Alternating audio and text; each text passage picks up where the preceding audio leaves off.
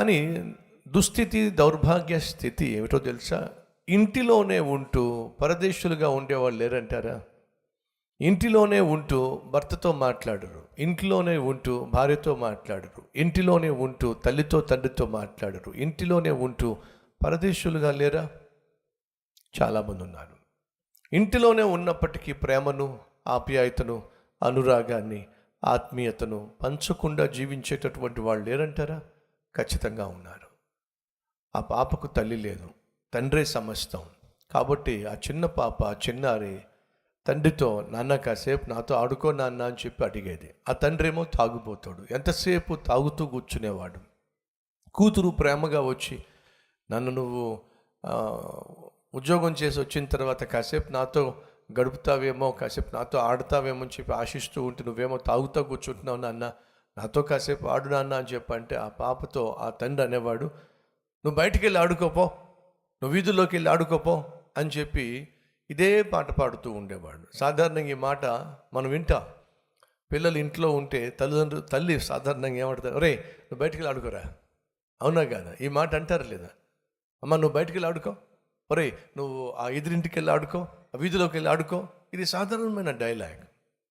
Okay, ఇంట్లో పని చేస్తున్నప్పుడు, వంట చేస్తున్నప్పుడు, ఇంటి పని చేస్తున్నప్పుడు విసిగిస్తూ ఉంటే వెళ్ళి ఆడుకోమంటారు, అది వేరే విషయం. కానీ ఈ తండ్రి తన కుమార్తెకు ప్రేమను చూపించాల్సిన సమయంలో, పట్టించుకోవాల్సిన సమయంలో, ప్రాణంగా చూసుకోవాల్సిన సమయంలో తాను కన్న పాపను, కన్న కూతుర్ని బయటికి వెళ్ళి ఆడుకో, వీధిలోకి వెళ్ళి ఆడుకో పో అని చెప్పి కసురుకోవడం. ఇంకా ఆ పాప బయటికి వెళ్ళి ఆడుకోవడం అలాగే పెరిగింది. ఆడుకుంటూ అలాగే పెరిగి వీధుల్లో ఆఖరికి ఒక ఆటబొమ్మగా తయారైంది, ఆఖరికి ఒక వేశ్యగా మారిపోయింది. రోగం వచ్చి చచ్చిపోయింది.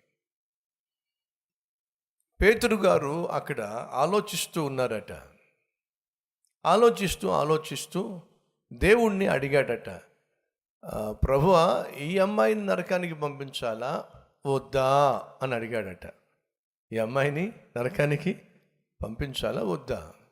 ప్రభువు చెప్పాడట, ఈ అమ్మాయిని కాదు నరకానికి పంపించాల్సింది, ఈ అమ్మాయిని కన్నవాడిని నరకానికి పంపించాలి. ఎందుకని? కన్నాడే కానీ కన్న కూతురికి ప్రేమను, అనురాగాన్ని, ఆప్యాయతను, ఆత్మీయతను పంచకుండా పెంచాడు. ముందు వాడిని నరకంలో వేయాలి. వింటున్నారా తండ్రులు, తల్లులు?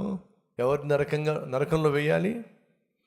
బిడ్డల్ని కన్నప్పటికీ బిడ్డల్ని ఆత్మీయంగా పెంచకుండా, వారికి ప్రేమను పంచకుండా, వారిని పట్టించుకోకుండా, వారికి సమయాన్ని కేటాయించకుండా, వారితో కలిసి ప్రార్థన చేయకుండా, భార్య ఉన్నప్పటికీ భార్యతో సమయం గడపకుండా, భర్త ఉన్నప్పటికీ భర్తతో సమయం గడపకుండా, కనీసం కుటుంబంలో దేవుని యొక్క సన్నిధిని, దేవుని యొక్క ప్రేమను, బాధ్యత కలిగినటువంటి భర్త భార్య పంచకుండా, పెంచకుండా, ఇష్టానుసారంగా జీవిస్తే ఏ గతి పడుతుందో తెలుసా?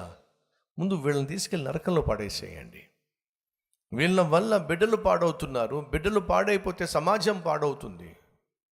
ఈరోజు ఎవరైతే తల్లి అయినప్పటికీ, తండ్రి అయినప్పటికీ బాధ్యత లేకుండా జీవిస్తున్నారో, ఆత్మీయత లేకుండా జీవిస్తున్నారో, అలా బిడ్డలను పెంచుతున్నారో, జాగ్రత్త, కఠినమైన శిక్ష కాచుకొని కూర్చుంది. నిర్లక్ష్యం చేయకండి. భార్య అయినప్పటికీ లేక భర్త అయినప్పటికీ ఒకరి పట్ల ఒకరికి ప్రేమ లేదు, ఒకరి పట్ల ఒకరికి ఆప్యాయత లేదు, అనురాగం లేదు. కుటుంబం అనేటటువంటి ధ్యాసే లేకుండా పోతూ ఉంది. ఒకరోజు ఒక సహోదరి వచ్చి, అన్న నాకు పెళ్ళయి 6 సంవత్సరాలు 7 సంవత్సరాలు అయింది, కానీ నా భర్త పరదేశీ అన్న, నా భర్త పరాయివాడు ఏమిటి? అప్పుడు చెప్తుంది, ఒకే మంచం మీద మేము పడుకుంటామన్నా, నా దుప్పటి నాది, తన దుప్పటి తనది.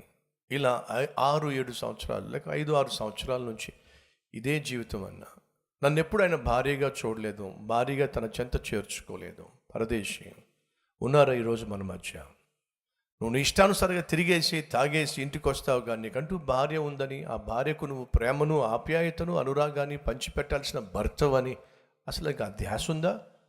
కష్టపడి పనిచేసి ఇంటికి వచ్చినటువంటి భర్తను ప్రేమించాలి, భర్తతో సమయం గడపాలి, భర్తకున్న కష్టం ఏమిటో అర్థం చేసుకోవాలి అనే ఆలోచన ఒక భార్యగా నీకుందా? అయితే వినండి, ఇంత నిర్లక్ష్యంగా జీవిస్తున్నట్లయితే మీరు ఏం చేస్తున్నారు?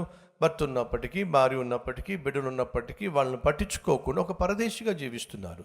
ఈరోజు ఇళ్లలో పరదేశులు చాలామంది ఉన్నారు. వాళ్ళను గూర్చి దేవుడు ఏమంటున్నాడు? దేవుడు ఏమంటాడట? తీసుకెళ్ళి వీళ్ళ ముందు నరకంలో పడేయండి. యేసయ్యా, ఈ అమ్మాయి నరకంలో వెయ్యాలా? యేసయ్య అంటున్నాడట, ముందు ఈ అమ్మాయిని పట్టించుకోకుండా, ప్రేమను పంచకుండా పెంచినటువంటి ఈ అమ్మాయి తండ్రి నరకంలో వేయి. ఈరోజు ఒకవేళ నీ పరిస్థితి అలాగే ఉందేమో. కన్నావు కానీ ప్రేమను పంచనటువంటి తల్లిగా, కన్నావు కానీ ప్రేమను పంచనటువంటి తండ్రిగా, బిడ్డగా పుట్టావు కానీ కన్న తండ్రిని పట్టించుకోనటువంటి తనయునిగా ఒకవేళ నువ్వు ఉన్నట్లయితే నరకపాత్రునిగా జీవిస్తున్నావేమో. జాగ్రత్త. నేను ప్రకటిస్తున్న దేవుడును పరిశుద్ధులను ప్రేమించువాడు, వారు పాలేర్లైనప్పటికీ కూడా పరిపాలించువారిగా వారిని హెచ్చించువాడు. వారు ఆ విధంగా వర్ధిల్లడానికి, విజయం సాధించడానికి ఉన్న రహస్యం ఏమిటయ్యా అంటే, దేవుడు వారికి తోడై ఉన్నాడు కనుక. మీరు ఎంతమంది వర్ధిల్లాలని ఆశపడుతున్నారు? మీరు ఎంతమంది విజయం సాధించాలని ఆశపడుతున్నారు? మీరు ఎంతమంది 10 మందికి ఒక మాదిరిగా జీవించాలని ఆశపడుతున్నారు? అయితే నీతిమంతులుగా జీవించండి, యథార్థంగా జీవించండి, దేవుని సన్నిధిని ప్రతి దినము అనుభవించండి. ఆయన సన్నిధిని దూరం చేసేటటువంటి దేన్ని కూడా చేయకుండా మిమ్మల్ని మీరు కాపాడుకోండి. మీరు ఏ దేశంలో ఉన్నా, ఏ ప్రాంతంలో ఉన్నా, ఎక్కడున్నా సరే ఆ దేవుడు ఏం చేస్తాడు? కంటికి రెప్పగా మిమ్ములను కాపాడుతాడు. అంతేకాకుండా ఉన్నతమైన స్థితికి ఆ దేశంలోనే నిన్ను తీసుకెళ్తాడు.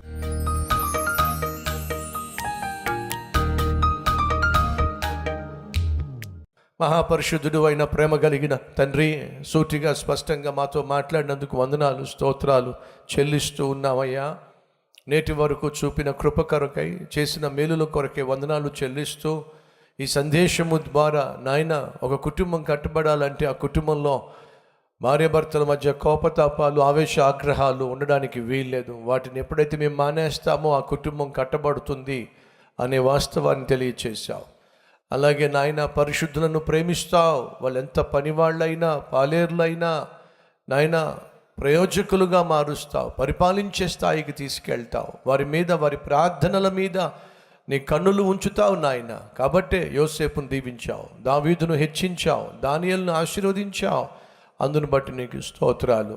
మేము ఉన్న చోట నీ సన్నిధిని కలిగి, నాణ్యత కలిగి, నమ్మకము కలిగి, నెమ్మది కలిగి నాయన మాకిచ్చిన పనులన్నిటినీ కూడా చక్కగా చేసే కృప దయచేయమని యేసు నామం పేరట వేడుకుంటున్నాం తండ్రి, ఆమేన్.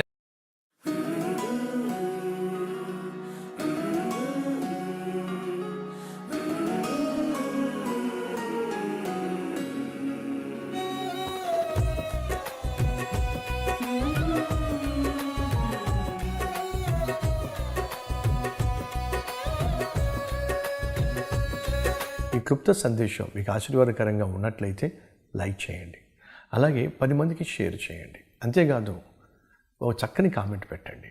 అది నేను చదువుతాను, దేవుని మహిమపరుస్తాను. మళ్ళా కలుసుకుందాం. అంతవరకు సెలవు.